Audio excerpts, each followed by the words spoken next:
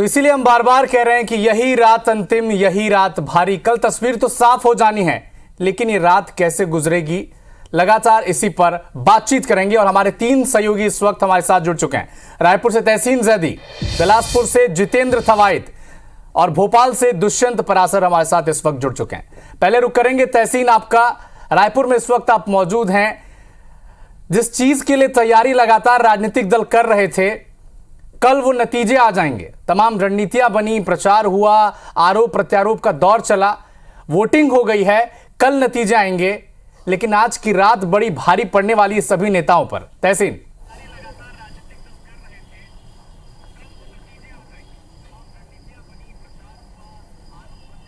था वो इंतजार की घड़ियां खत्म हो चुकी हैं, चंद घंटे बचे हैं और कल ये क्लियर हो जाएगा कि जिस तरीके से हमारे इलेक्शन डेस्क ने भी इस बात को आखिरी में किया कि शम्मा रह जाएगी, परवाना चला जाएगा, उसी लय में अगर बात करें तो मैं इस समय खड़ा हूं राजधानी के सेजबहार इलाके में, जो गवर्नमेंट इंजीनियरिंग कॉलेज है, जो मतगणना केंद्र है वो बनाया गया है, उसमें अंतिम तैयारियां कर ली गई हैं। ये नज़ारा जो आप देख रहे हैं, ये नज़ारा जो है सेजबहार जो गवर्नमेंट कॉलेज है, इंजीनियरिंग कॉलेज, उसका ये नज़ारा है, जहां पे कल ये काफ़ी गहमा गहमी रहने वाली है। जहां पे अगर बात करें तो कुल रायपुर की 4 और उसके अलावा अभनपुर और धरसीवां और आरंग, यहाँ की सीटों की मतगणना होगी। अगर इसमें सिलसिलेवार अगर बात करें तो इसमें 14 से 22 चक्र में पूरी मतगणना होगी। और इसमें हर विधानसभा के हिसाब से बात करें तो 14 ईवीएम के लिए टेबल लगाई गई हैं, 2 पोस्टल बैलेट के लिए टेबल यहाँ पे लगाई गई हैं। इसके अलावा अगर बात करें तो 1500 से ज़्यादा जो है जो प्रशासनिक अधिकारी जो गिनती में रहेंगे, जो बाकी जो दीगर काम हैं उसमें 1500 से ज़्यादा प्रशासनिक अधिकारी यहाँ पे लगाए गए हैं। अगर सुरक्षा की बात करें तो पैरामिलिट्री की एक जो कंपनी है वो मतदान के बाद से, जब से पेटियां, जब मशीनें आई हैं उसके बाद से यहाँ पे लगातार यहाँ पे सुरक्षा दे रही हैं। इसके अलावा बात करें तो कल पुलिस के 5 एडिशनल एसपी, 10 डीएसपी, 15 टीआई समेत 500 से ज़्यादा का बल जो है यहाँ पे ड्यूटी पे तैनात रहेगा। इसके अलावा अगर बात करें तो जो उनके जो एजेंट होंगे वो लोग जो हैं उनके लिए भी कई रिस्ट्रिक्शन यहाँ पे दिए गए हैं कि वो अंदर सिर्फ पेन और एक कोरा कागज़ ले जा सकते हैं। इसके अलावा अगर बात करें तो मतदान के बाद से लगातार यहाँ पे जो 10 स्ट्रांग रूम बनाए गए हैं, जिसमें 7 सीटों की जो कह सकते हैं कि भविष्य इसमें बंद है, उसकी लगातार यहाँ पे सीसीटीवी से भी निगरानी यहाँ पे की जा रही है। जो कार्यकर्ता यहाँ पे आते हैं उनको बाकायदा यहाँ पे दिखाया जाता है। अंदर काडर की अलग सुरक्षा बनाई गई है, उसके बाद एक दूसरी, मतलब 3 लेयर में ये सुरक्षा यहाँ पे तैनात की गई है। एक पैरामिलिट्री फोर्स के अलावा जो सीएफ के जवान हैं वो भी यहाँ पे तैनात हैं। और कुल मिला के ये कह सकते हैं कि कल ये देखने वाली बात होगी, क्योंकि कल जो है, कल का जो सूरज है वो निर्णय करेगा कि किसका भाग, उम्मीदवारों का किसका भाग उदय होता है, किसका सूरज डूबता है। तो कुल मिला के कह सकते हैं कि वो इंतजार जो उम्मीदवारों के साथ साथ जो का प्रदेश वक्त, की अब कुछ ही घंटे बचे हैं तहसीन, और कमोबेश यही स्थिति प्रदेश के सभी संभाग की है, सभी जिलों की है, सभी विधानसभा सीटों की है, सभी प्रत्याशियों की भी है। जितेंद्र बिलासपुर से इस वक्त हमारे सहयोगी जुड़ चुके हैं हमारे साथ। जितेंद्र, बिलासपुर वो संभाग 24 सीटें, दुर्ग संभाग के बाद जो सबसे हाई प्रोफाइल अगर कोई संभाग है राजनीति के लिहाज से तो बिलासपुर ही है। कई बड़े बड़े नेता यहां पर हैं।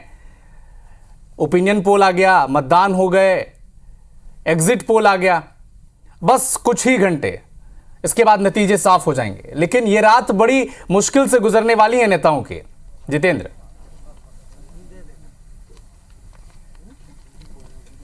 बिल्कुल, देखिए जिस तरह से आपने बताया भी, ये रात बहुत भारी, लंबी और मुश्किलों वाली रहने वाली है, क्योंकि कल की सुबह तमाम उन प्रत्याशियों का किस्मत का फैसला होगा। ये तय हो जाएगा कि जनता किसको सरोताज यहां पर पहनाने जा रही है, क्योंकि आज जिस तरह से यहां पर मतगणना को लेकर अंतिम तैयारी पूरी कर ली गई है, उसके बाद अब कल सूरज चढ़ने के साथ ही अगर कहें तो यहां पर मतगणना जो है वो शुरू हो जाएगी। और हम इस वक्त मौजूद हैं बिलासपुर के शासकीय कोनी शासकीय इंजीनियरिंग कॉलेज में। आप देखिए किस तरह से जो मतगणना स्थल है उसको यहाँ पर पूरी तरीके से तैयार कर लिया गया है, सुरक्षा के व्यापक इंतजाम किए गए हैं। और जिस तरह से बिलासपुर जिले में अगर हम बात करें तो 6 विधानसभा सीट यहाँ पर आते हैं और 6 विधानसभा सीट के लिए अलग अलग अगर कहें तो यहाँ पर जो कक्ष हैं वो बनाए गए हैं, विधानसभावार अलग अलग कक्ष हैं जहां पर मतगणना जो है यहां पर कल होगी। और देखिए तैयारियां किस तरह से यहां पर तैयारियां पूरी हैं, कुछ तैयारियां अभी भी चल रही हैं।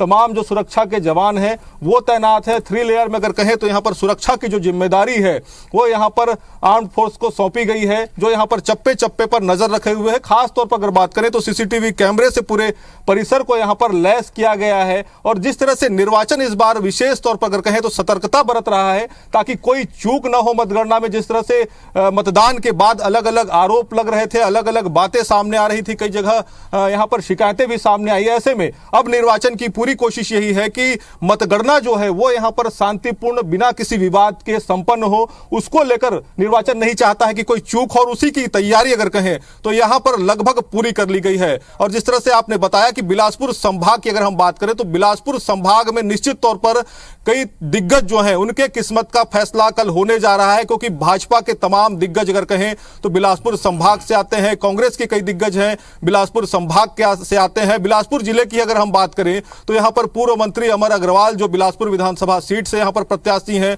कल उनके किस्मत का फैसला होगा। बिल्हा से नेता प्रतिपक्ष धर्मलाल कौशिक जो पूर्व नेता प्रतिपक्ष हैं उनके किस्मत का भी यहां पर फैसला होने जा रहा है। पूर्व मंत्री डॉक्टर कृष्णमूर्ति बांधी मस्तूरी विधानसभा से चुनावी मैदान में है, उनके किस्मत का भी यहां पर फैसला होगा। भाजपा में जो इस बार जोगी कांग्रेस छोड़कर जो विधायक आए हैं धर्मजीत सिंह, वो भी तखतपुर से अपना किस्मत आजमा रहे हैं, तो उनके भी किस्मत का फैसला जो है यहां पर होने जा रहा है। इसी तरीके से अगर कांग्रेस के प्रत्याशियों की बात करें तो एक बार बिलासपुर विधानसभा सीट से शैलेश पांडे फिर से यहां पर दूसरी बार चुनावी मैदान में है, उनके पास भी इस बार मौका है कि वो दूसरी बार यहां पर विधायक बने। इसके साथ ही अगर हम बात करें तो तखतपुर से दूसरी बार यहां पर डॉक्टर रश्मि आशीष सिंह जो है वो चुनावी मैदान में है, उनके भी किस्मत का फैसला जो है यहां से होने जा रहा है। इस तरह से तमाम दिग्गज जो है बिलासपुर जिले से अगर कहें तो यहां पर सामने आए हैं। इसके अलावा अगर हम बात करें कोरबा क्षेत्र की हम बात करें, कोरबा जिले की बात करें तो वहां से पूर्व मंत्री जयसिंह अग्रवाल चुनावी मैदान में है, पूर्व मंत्री ननकीराम कंवर चुनावी मैदान में है। अगर बात करें मुंगेली जिले की तो वहां पर भाजपा के प्रदेश अध्यक्ष अरुण साव जो सबसे हाई प्रोफाइल सीट अगर कहें बिलासपुर संभाग का तो इस बार लोरमी विधानसभा सीट है, क्योंकि यहां से भाजपा के प्रदेश अध्यक्ष अरुण साव अपनी किस्मत आजमा रहे हैं और कल उनके भी किस्मत का फैसला होगा। जिस तरह से भाजपा के लगातार दावे रहे हैं, भाजपा अपने घोषणा पत्र को लेकर आई है, उसके बाद भाजपा लगातार ये कहती भी रही है, जिस तरह से एग्जिट पोल्स आए हैं कि भाजपा जरूर एग्जिट पोल में पीछे है, लेकिन जब निर्णायक बढ़त होगी, जब निर्णायक परिणाम आएंगे तब भाजपा आगे होगी। ऐसे में कहीं ना कहीं भाजपा के जो तमाम दिग्गज हैं उनके किस्मत का फैसला यहाँ होने जा रहा है। मुंगेली में यहाँ पर डॉक्टर पुन्नूलाल मोहले जो लगातार विधायक सांसद यहाँ से रहे हैं वो चुनावी मैदान में है। जांजगीर से भी अगर बात करें तो नेता प्रतिपक्ष प्रोफाइल सीट और कई हाई प्रोफाइल सीटें। हमने पहले भी कहा कि दुर्ग संभाग के बाद अगर कोई संभाग है जहां पर बड़े बड़े दिग्गज मैदान में हैं तो बिलासपुर संभाग है। छत्तीसगढ़ से रुख करेंगे अब मध्य प्रदेश का। भोपाल से हमारे सहयोगी दुष्यंत पाराशर जुड़ चुके हैं। दुष्यंत, एग्जिट पोल आ गया, बीजेपी को खुश होने का मौका भी मिला, लेकिन कमलनाथ ने चेता दिया था उस दिन, वीडियो जारी कर अपील कर दी कार्यकर्ताओं के साथ कि कार्यकर्ता हौसला बनाए रखें, हम 140 सीट जीतकर आ रहे हैं और ये बीजेपी का षड्यंत्र है। तो वो आखिरी रात जो कार्यकर्ताओं को रिचार्ज करने की कोशिश कमलनाथ ने उस दिन की थी पूरे कांग्रेस के कैडर के लिए। और बात करें अगर बीजेपी की तो लगातार वो तो एग्जिट पोल आने के बाद खुशी है, लेकिन कोई भी दल हो, कोई भी नेता हो, ये रात आसानी से तो नहीं गुजरेगी दुष्यंत।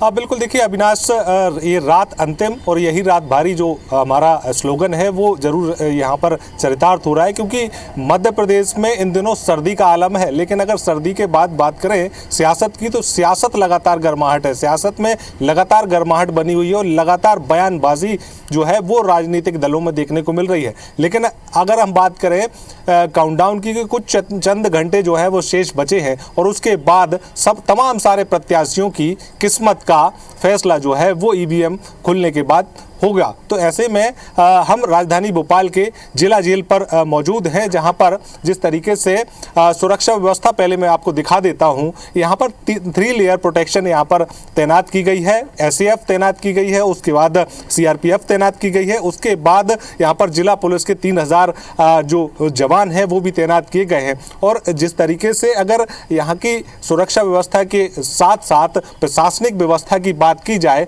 तो इस दरवाजे के अंदर मीडिया सेंटर भी बनाया गया है। इस दरवाजे के अंदर जैसे ही आप प्रवेश करेंगे उसके बाद ही तमाम सारी सुरक्षा आपकी चेक की जाएगी, और उसके बाद जब यहां से प्रत्याशी अंदर जाएंगे तो प्रत्याशी, अधिकारी और ईवीएम को लाने वाले कर्मचारी, तमाम सारे लोगों के लिए अलग अलग रास्ते यहां पर बनाए गए हैं। अंदर तमाम सारी चौकसी व्यवस्था की गई है, सीसीटीवी लगाए गए हैं ताकि किसी भी प्रकार से कोई भी कोताही यहां पर बरती ना जा सके। अगर सुरक्षा व्यवस्था मेन गेट की बात करें तो मेन गेट से देखिए पूरी बैरिकेडिंग यहां पर पुलिस विभाग की ओर से की गई है ताकि कोई भी ऐसा व्यक्ति जिसके पास अथॉरिटी नहीं है अंदर आने की, उनको अंदर आने दिया जाए। इसको पहले ही 3 लेयर प्रोटेक्शन रखा गया है, और जैसे ही लोग जब यहां पर सुबह 6 बजे के बाद आना शुरू होंगे, सूरज उगते ही इस तमाम सारी गतिविधियों का पटाक्षेप भी होगा। और लगातार जिस तरीके से लगभग 1 से 1.5 महीने की मेहनत राजनीतिक दलों की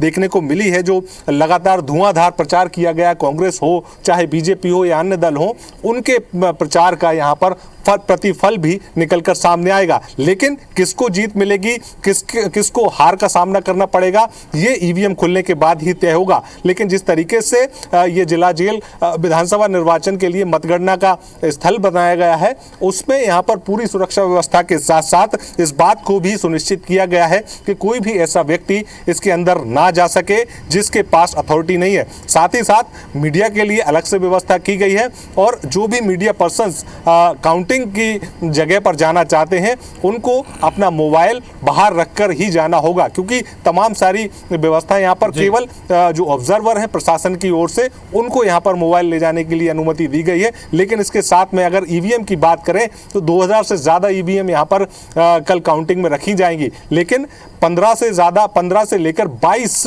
राउंड यहाँ पर देखने को मिलेंगे। और लगभग 7 विधानसभाएं राजधानी भोपाल की, उन विधानसभाओं में जो प्रत्याशियों ने अपना भाग्य आजमाया है, उन प्रत्याशियों का भाग्य ईवीएम में कैद है। और जब सुबह से यहाँ पर पोस्टल बैलेट के साथ में इसकी ओपनिंग होगी तो उसके बाद प्रत्याशियों का भविष्य का फैसला एक एक करके निकलकर सामने आएगा। और सुबह की व्यवस्था की अगर बात करें तो सुबह 8 बजे से पोस्टल बैलेट की गिनती होगी और उसके बाद पहले राउंड की गिनती की जाएगी। तो ऐसे में तमाम सारी व्यवस्थाएं यहाँ की गई हैं। रात भर जो प्रत्याशी हैं उनको नींद तो नहीं आने वाली है, लेकिन ये जरूर है कि सुरक्षा व्यवस्था को लेकर वो जरूर मुस्तैद हैं कि किसी भी प्रकार से कोई भी छेड़खानी, कोई भी किसी भी प्रकार से गड़बड़ी की स्थिति को लेकर वो जरूर संदेह व्यक्त कर चुके हैं। ऐसे में कमलनाथ की बात करें, मध्य प्रदेश में कई सारी हाई प्रोफाइल सीटें हैं। कमलनाथ की छिंदवाड़ा विधानसभा और शिवराज सिंह चौहान की सभी प्रत्याशियों के लिए, सभी नेताओं के लिए, सभी पार्टी के सियासतदानों के लिए, क्योंकि ये वो आखिरी रात है जो बड़ी भारी पड़ेगी हर नेता के लिए। शुक्रिया तहसीन आपका हमारे साथ जुड़ने के लिए, जितेंद्र और दुष्यंत आपका भी हमारे साथ जुड़ने के लिए।